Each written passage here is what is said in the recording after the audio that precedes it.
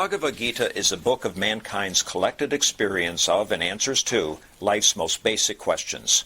Who I am, from where do I come, what is my purpose and destiny, and most practically, how do I find happiness? These podcasts originate in the lectures of Neil Bhatt, a disciple of Swami Chinmayananda. They are presented here in 20 to 30-minute segments, each covering 3 of the Gita's 701 verses. Welcome to Gita Wisdom for Daily Living. We have been discussing Chapter 5, Sannyasa Yoga, Yoga for Renunciation. So far, we have learned that as a living being, act I must. I do not really have an option of inactivity, because activity is the signature of life. So act I must. But I also learned that actions are creating liabilities for me. Actions are binding. Good actions will have good results and bad actions will have bad results. Right now, I really don't have a clear gauge of what I consider a good action, what I consider bad action. From my perspective, it may be good, but it may turn out to be not so good. So we are bound by our actions and their results.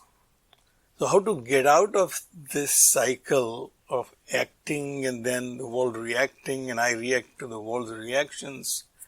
Bhagwan said that Karma Yoga is the answer. Act without any expectations. That's the way I can release myself from this anxiety. Normally my anxiety is because of the expectations. If I have very little expectation, then the anxiety will be less.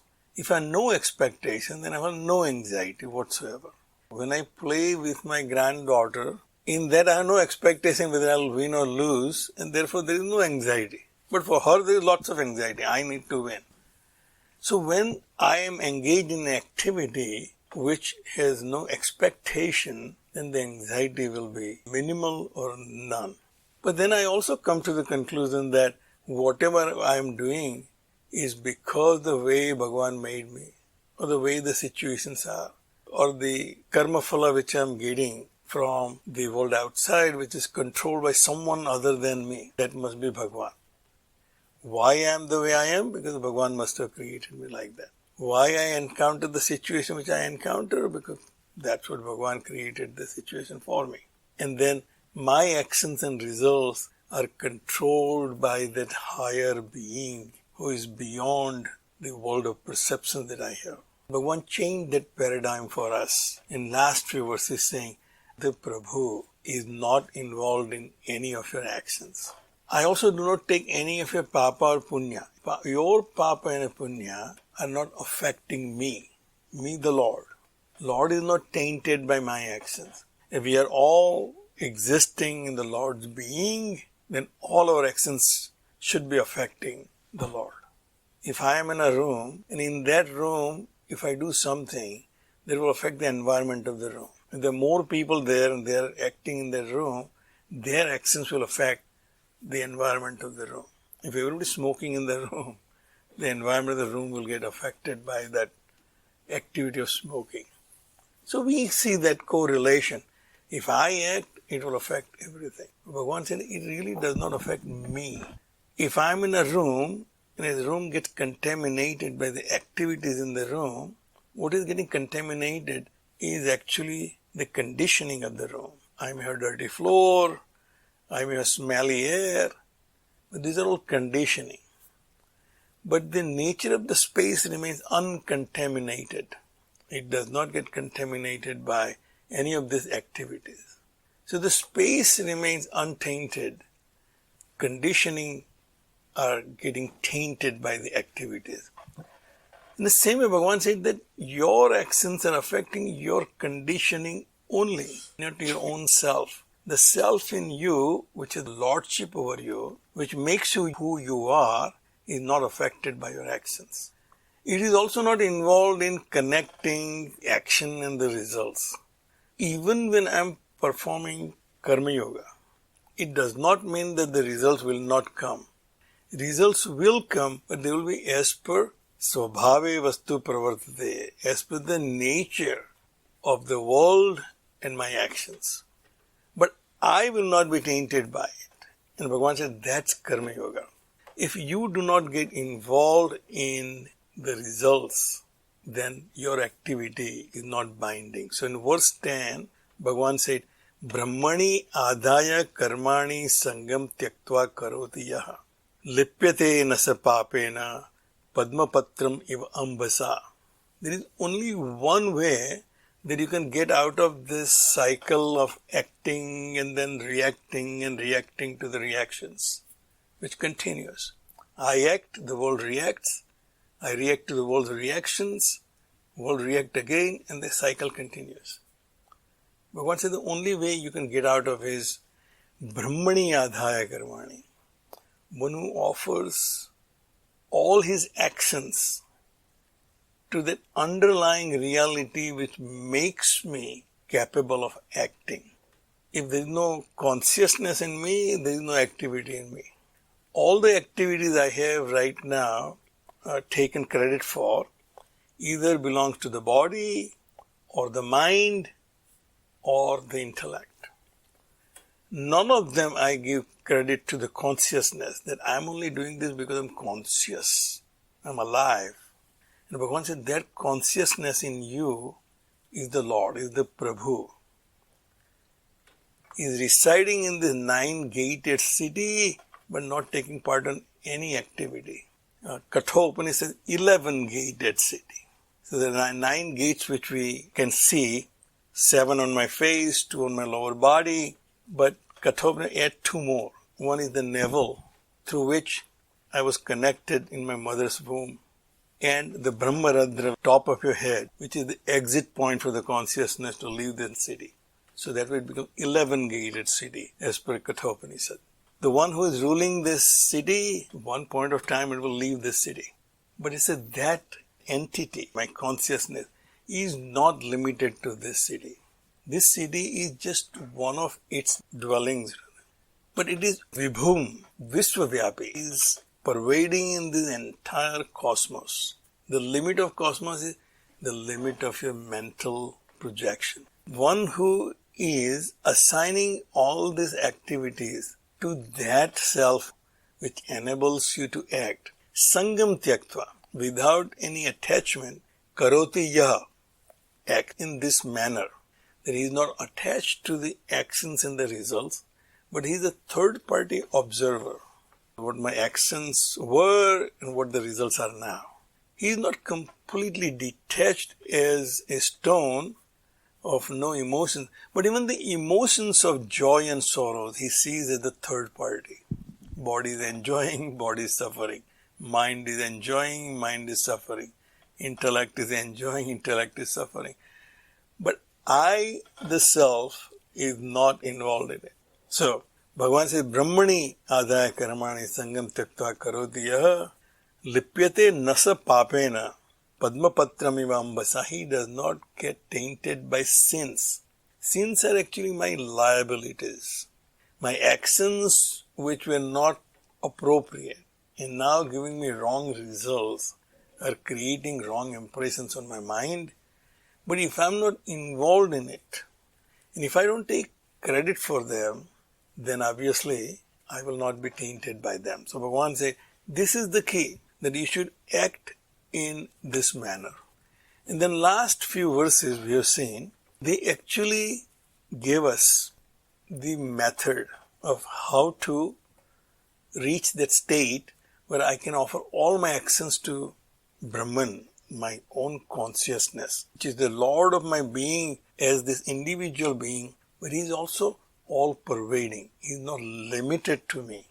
Right now my identification limits me that this is me within this perimeter of this body and outside is the world. Anything beyond my skin is the world, within my skin is me. And Bhagavan says that identification will grow. So when I mentally identify with my family, the family becomes part of me. When I mentally identify with the group I belong to, then I become part of that. That becomes my identity. This identity, if I can expand to a point that everything is included in it, then I become Brahmani adhaya.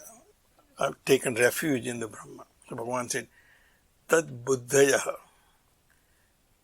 Atmanishtaha tat parayanaha.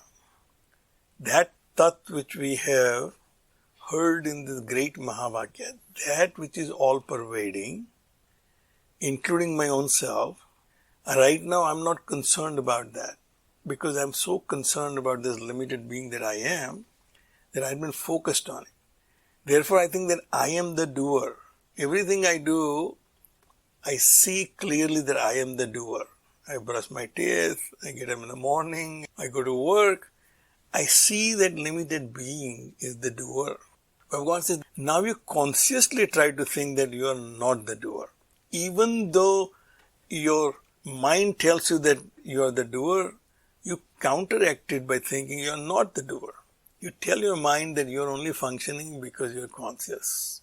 Unconscious mind cannot function. Unconscious body cannot function.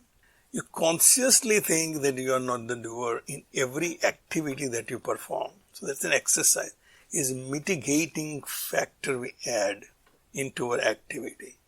We perform activity as we do because we are living beings, we have to act. The same token we plant an idea in our mind saying, I am not the doer. And Bhagavan said, Tat Buddhaya.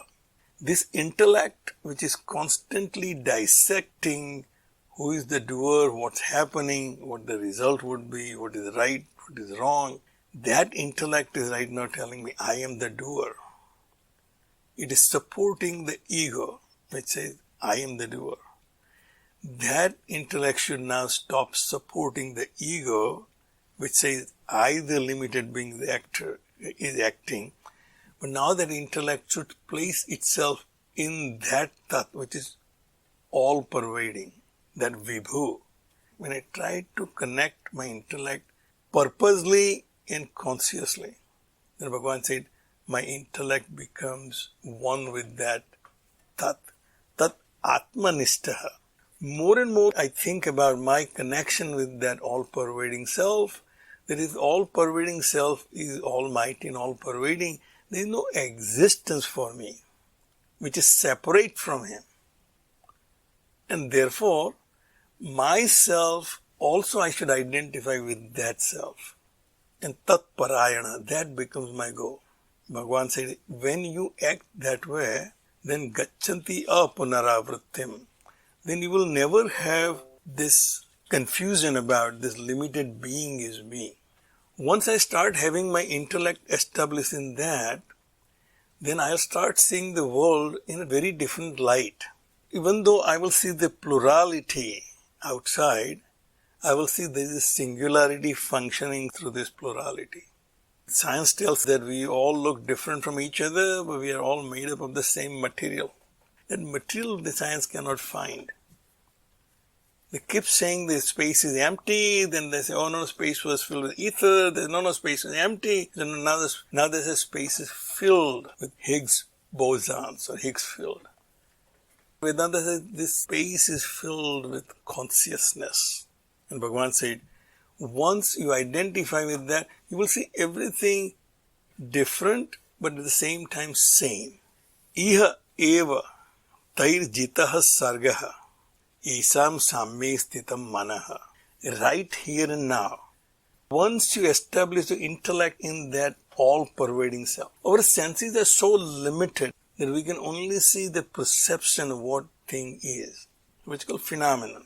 Thing as it appears.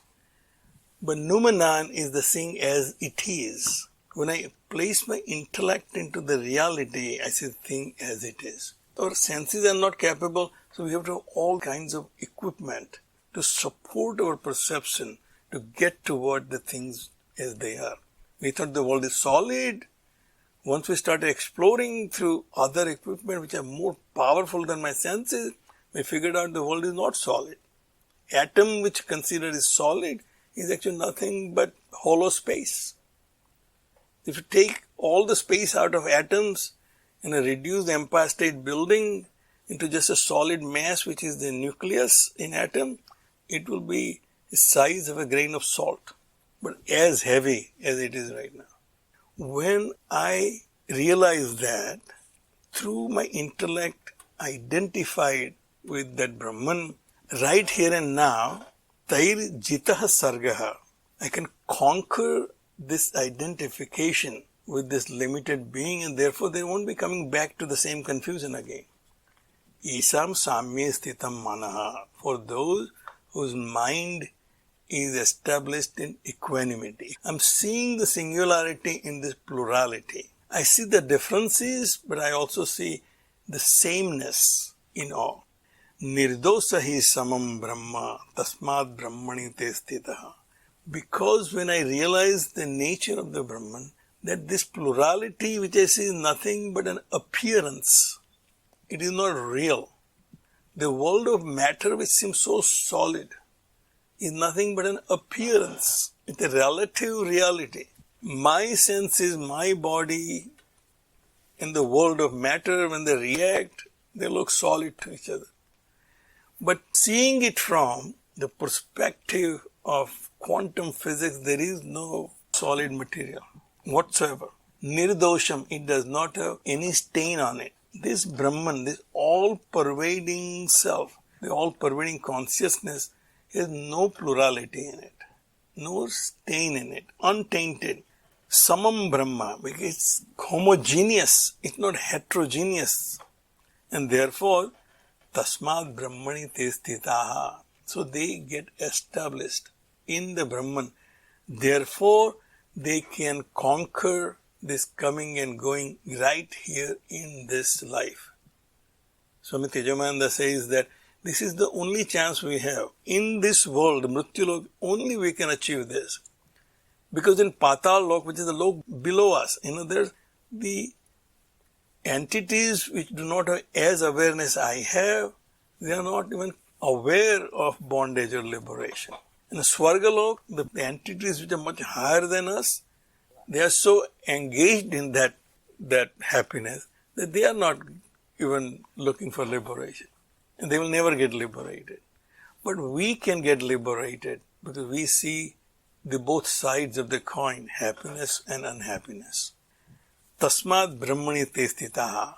So the basic requirement is have unattached mind and have a clear vision of as things they are and not as they appear to me. Na prahusyet priyam prapya. Once I have this vision that things are basically the same, their appearances are different, then things which I considered I like and I dislike, in essence they both are exactly the same. So when I receive what I like, then I won't get overjoyed. Neither I will be too depressed if things are not going exactly the way I planned. Sthira buddhihi asammudaha brahmavid brahmani sthita. Sthira buddhi, now he sees the reality through all the world of changes and plurality. That gives me stability, that I may enjoy it but not get overjoyed. I may suffer through some consequences of unpleasant experiences, but I will not be depressed by it. Asammuda, because I am not confused anymore that this is permanent, that I can always have joy and no sorrows. I want permanent happiness. The world has no capacity to give me permanent happiness. One who sees the Brahmavid Brahmani te sthitaha, they are established in Brahman. The verses are establishing the background for us to march into the next chapter, which is Dhyana Yoga, Yoga of meditation, meditating upon who I am.